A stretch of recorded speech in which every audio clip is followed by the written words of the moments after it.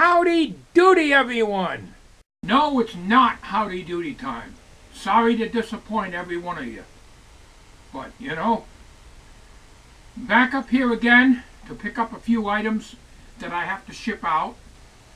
So I'm picking up some little speakers one of my YouTube friends wanted, and some resistant capacitor substitution switch boxes that another YouTube friend wanted. So we're going to gather them up and bring them home, and have to pack them up at home.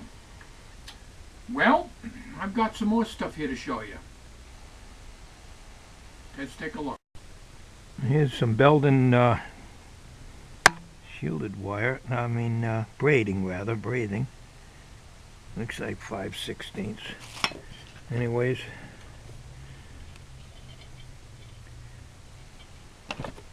there's a fair amount left on that roll yet. Over here is a box of potentiometers. These are all used and pulls from sets many years ago. This is very heavy. Don't ask me to go through them. It takes me too long. But there are some wire wounds in here. These are from old televisions I junked years ago. Most all of them are from TVs. There's like 5-watt wire wounds here. Volume controls, you name it. Some of these, like this one here, has never been used. But most of them are used. Good sized box there. Now this panel meter I showed you, but the light hit it so it was all white and you couldn't see it. This is a AC volt 7.5 volt full scale panel meter. Now over here I've got some rheostats. This is a 1 ohm rheostat. Good one, big, good size. Came out of surplus equipment that I got quite a few years ago. I scrapped it. There's one here, and there's another one. Maybe you can read that. Oh, it looks like a 50 ohm. That's a 50 ohm rheostat.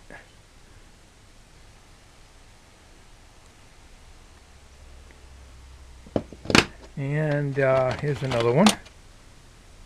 Another 50 ohm.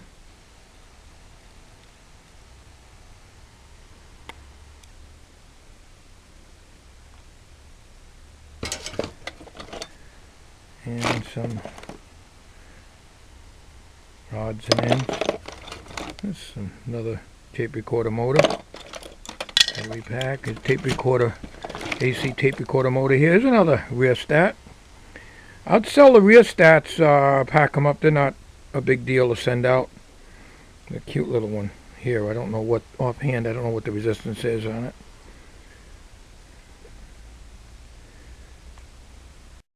I got 3 phono motors here. Tape recorder motors, phono motors. I'm not sure. Some of them came out of tape recorders. This came out of a movie projector, I believe, a slide projector. That's the cooling fan for it right there.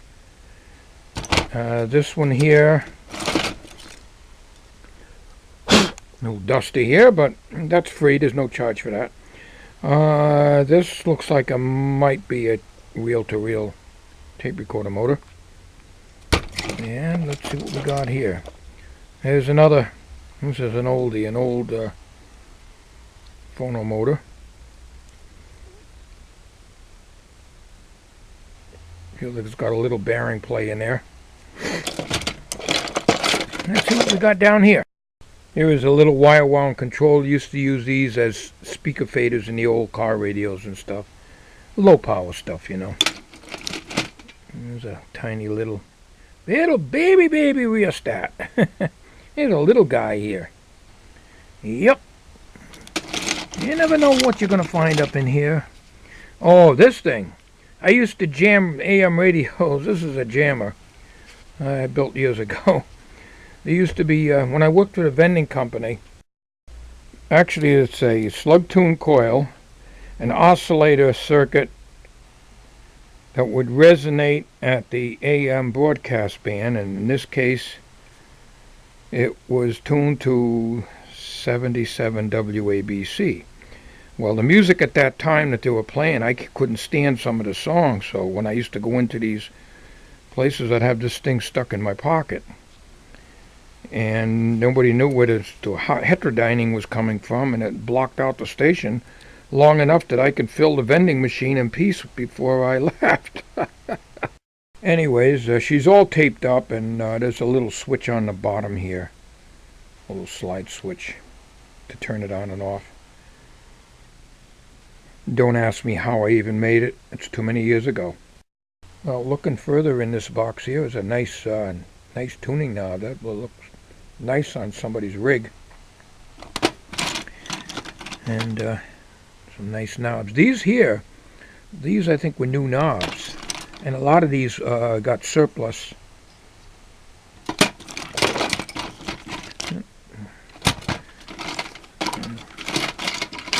And a few more potentiometers. More knobs. So it's a little mixture of everything. I used to have hundreds of knobs. I got rid of them all, a whole box of them, when I cleaned out my shop. So I had a huge box of radio and television knobs that went back to 1959. But this is basically all I've got in knobs right here. Okay, here is an Archer. That's a Radio Shack product. This is old. Automatic dual LNB switch. I think it's something to do with satellite TV or something. I don't know. I had it, never used it. I don't even know where I got it. Probably off the bargain table like I got everything else. These are 3 female F fittings for coaxial cable. And back here it's got some connections, which I can't read good, and a adapter that goes with it. So, interested in that? Like I say, PM me. Now I've got a lot of plugs, jacks, and switches, as I titled this box. They're pulls from different things,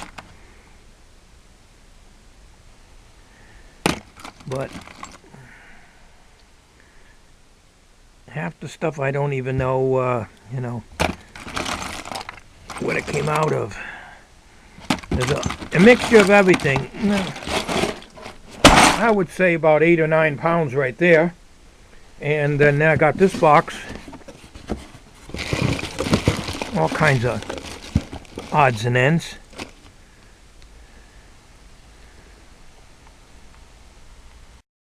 Well, this switch has 4 positions. I just tried it out, so it has 4 stops to it. And it's a 2-ganger. My eyes are no good, as I told you so many times, so if it's anything that you can use,